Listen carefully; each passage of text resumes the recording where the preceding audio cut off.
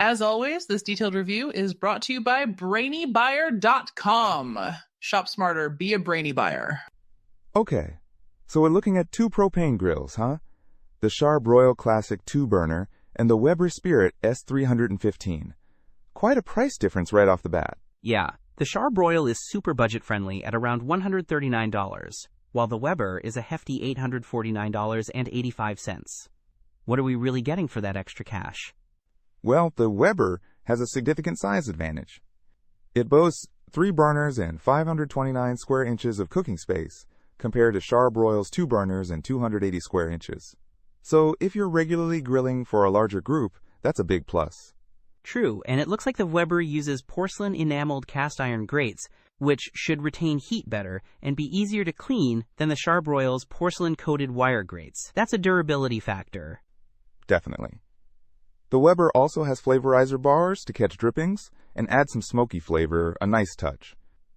The Char-Broil has a side burner though, which some people find really useful for warming sauces. Good point. But the Weber has a fuel gauge so you know exactly how much propane you have left. The Char-Broil doesn't seem to offer that. Also, the Weber's burners kick out 32,000 BTUs, while the Char-Broil is only 20,000. That's a power difference.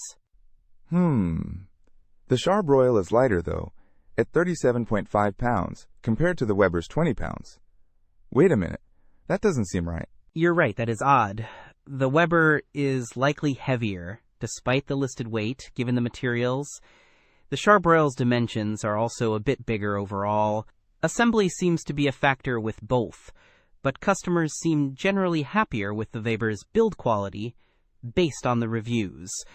So basically, it boils down to budget and grilling needs. If you're on a tight budget and just need a basic grill for smaller meals, the Char-Broil is a decent option. But if you're serious about grilling, want a more durable grill with better heat retention, more cooking space, and features like the fuel gauge and flavorizer bars, the Weber is the way to go, even with the higher price tag.